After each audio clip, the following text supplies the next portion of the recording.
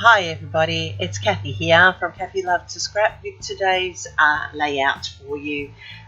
This one here I have done for the Soul Scrappers Challenge Pick 3 for February. Had to use red, black or yellow or gold, a picture of a mother or a son, and we also had to include some stars. So this is my son, and I've created this layout here. I've gone ahead and chosen all my parts. As you can see, this is my son. He's a volunteer firefighter. My shirt says firefighter mum. Some people have to wait a lifetime to meet a hero, and I raised mine. So I've got my chipboard, which is a requirement of the challenge here, and I'm using a frame somewhere on there. I've decided I've got this really cool dog tag, messy, dirty, smelly and loud. That's what he's like when he comes home. I've got some strips, a strip up camera, some ephemera here.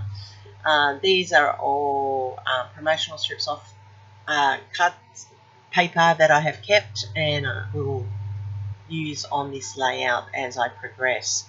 Oh dear, having difficulty picking up the ephemera today. So they're the pieces that I'm going to put to the side because I'm going to use those through this layout. These strips, the branding strips, always good to keep. You never know when you're going to use them. Got them from a variety of paper over time, and they're perfect for this layout. Alright, so I'm going to have black cardstock. That's one of the requirements for the challenge. I've got this really cute firefighter paper from the first responders of Echo Park. I like this paper, and I'm going to use probably both sides throughout this challenge.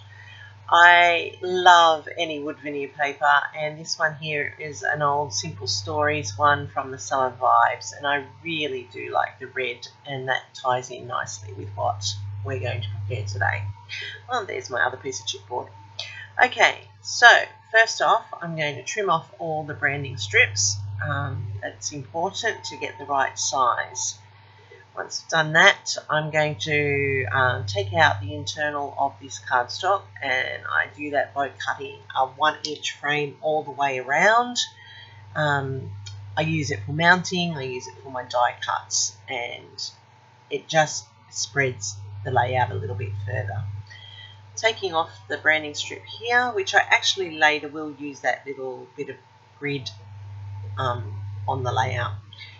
I'm taking a 1/4 of an inch off the top and the side so that when I lay it out on the frame, it gives that little bit of a black border for the layout. But I'm going to add a little detail this time. So I've taken a Fiskus punch that is the notebook paper, and I want it to look like I've ripped this out of the history of our family pages. And I'm just going to trim this down. I like the notebook edge, and I like Fiskus punch because they have that little extra bit when they cut so that you have your alignment and you can guarantee to get it straight. I did learn on a cruise with Vicky Booten a better way to do it, but I keep forgetting to start in the centre and moving across, but that's something I have to keep practicing on. Alright, so I'm taping it up with my double-sided tape, remembering that I like Xpress It, and if I don't have Xpress It, I will use others. But for some reason, when I get a little bit carried away in the layout, I forget and take all the strips off, which is problematic, particularly laying down a frame. Instead of doing one at a time, which is the best I've found, I've actually just gone ahead, pulled all the tape off, and hope that it will sit nicely. And luckily today it has. So as you can see, the little bit of black framing. I'm now going to use my first responders, and I'll take off that strip there. Whoops, didn't do that very straight. Fix that up. Alright, I think I'll just tear it to add some detail instead. So this is my first strip that I'm going to put to the side of my layout. Tear down both sides.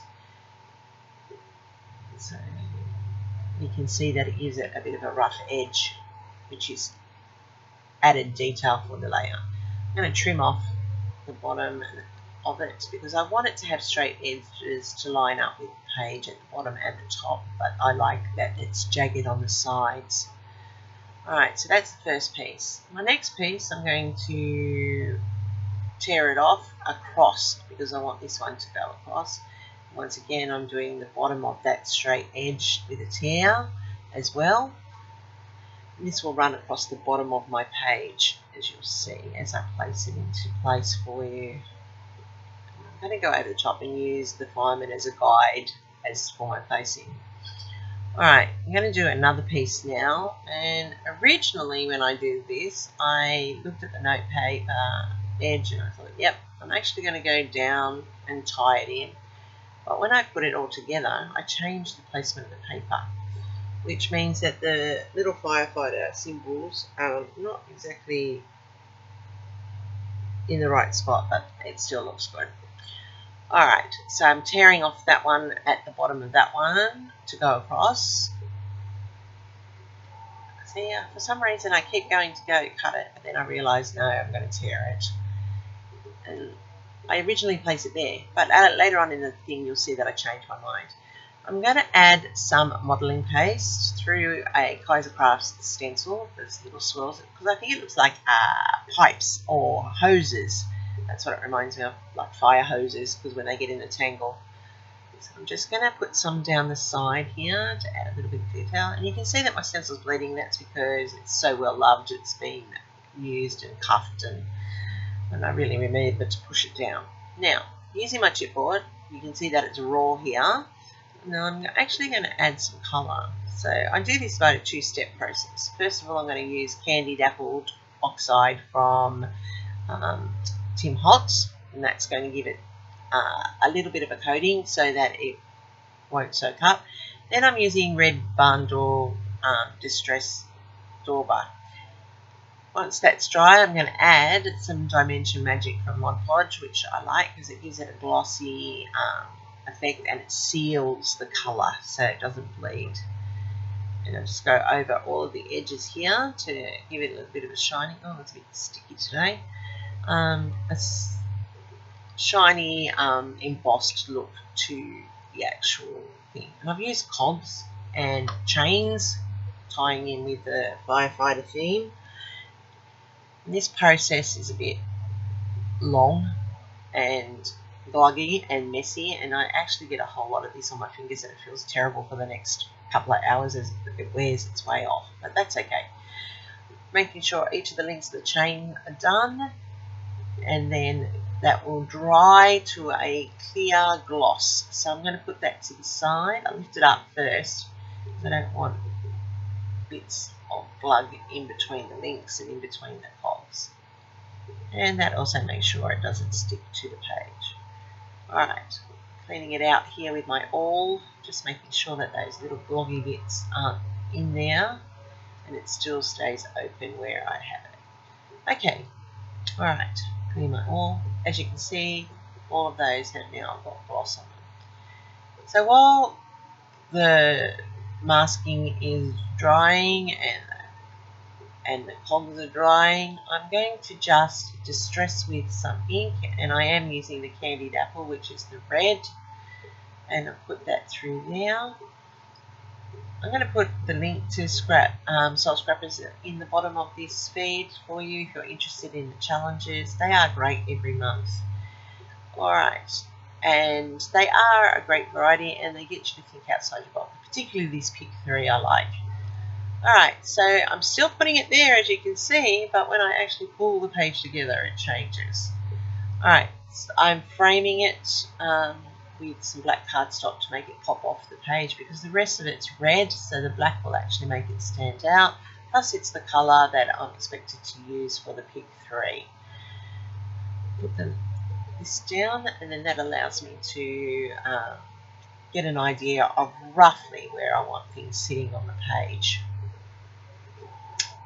And I really like this photo of my boy. He doesn't let me get many photos of him now that he's grown up. Alright, so my page is now dried and I can now start building it. I'm going to use my double-sided tape. I know, quite liberally. I'm not worried that it's on there quite a lot, but it holds it in place, it keeps it in place. I'm using an eyeball technique. I don't usually measure. Some people will measure. I don't. I just eyeball it. That looks about right. Put that into place.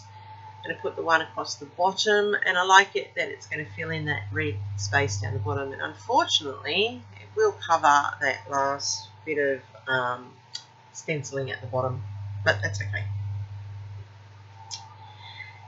Alright, and you can see I've got the guide of the wood there to help me keep that a little bit straight. Now, I put the photo in, as you can see, and I've got this gold, which is one of the colours, and I've gone and die cut some things. Now I'm going to put this, and I've changed my placement, as you can see. Instead of running down the side, I'm actually going to put it across the page. And you can see that all in there, because I actually think the bottom was a bit blank. Now I'm going to put it in. I like this die cut that I've done in the gold. It looks like rebar, so I'm putting that into place. Now I'm not sure where I'm going to put this frame. I know I want it on there, but I'm finding the best place. And I think that corner there, because that then extends it out over.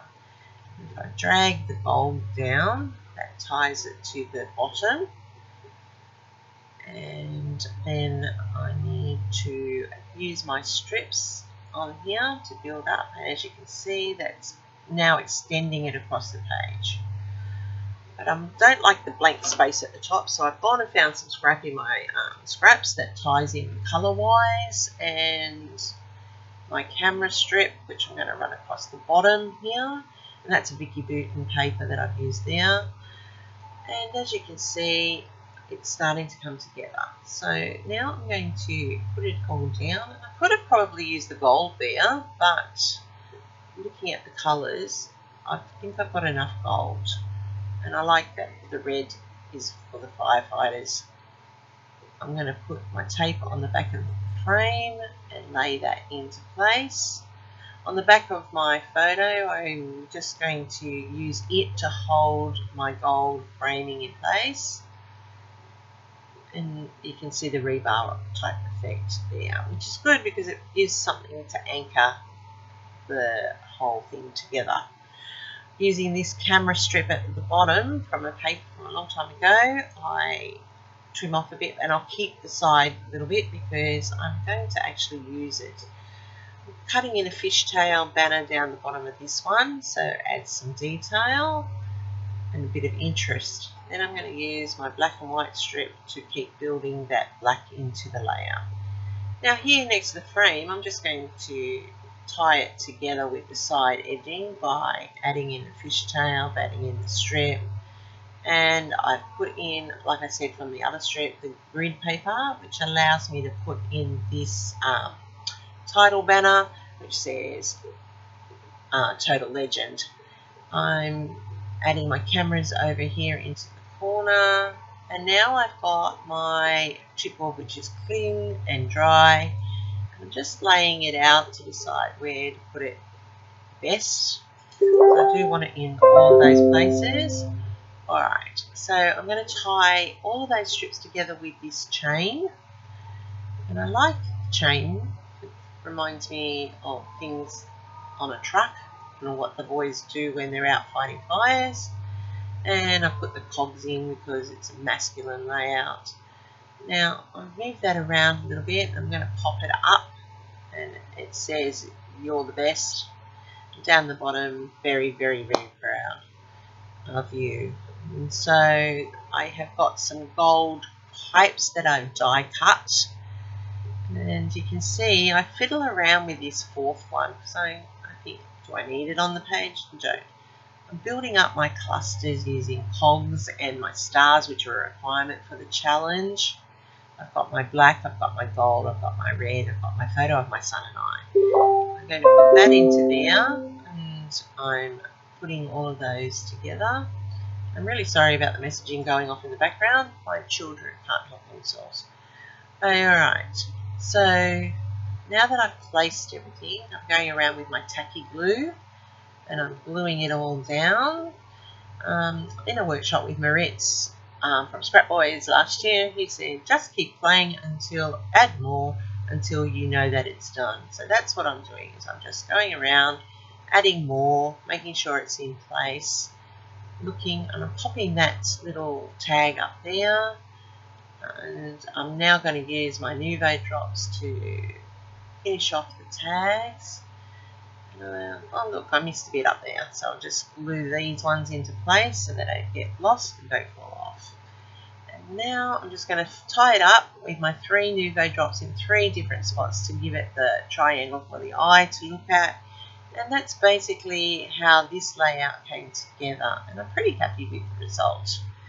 As you can see, I've got my clusters, I've got some stenciling, I have the 3 colours red, black and gold, I have my sun and myself, and I have stars on the layout. So now I'm just going to put in who is in the photo, because that's very important to record, and the date, which was December 2023. Can't remember if it was Boxing Day or the next day, one of those days. And I think it might have been Boxing Day. I think he went out to a fire. And this is my layout. So thanks for looking, and I hope something here caught your eye. And you can look at the clusters built together. You can see the chipboard in place, the Nuvo drops, the layering that gives it some dimension, that tag which is really cool, and there you go. That's it. So thanks for watching. Hope you liked it. If you did, don't forget to give me a like at the bottom. If you're not already subscribing, please do. All details and all references are in the description. Please feel free to copy. Leave a comment if you like. Give me some feedback. Always looking forward to ways to improve the videos for you and the details for you. Don't forget, you can follow me on Instagram where all my layouts end up. But once again, this is my channel, Kathy Loves to Scrap. Thanks for watching, and I really do appreciate the time that it takes out of your day to keep us going crafting. Happy crafting!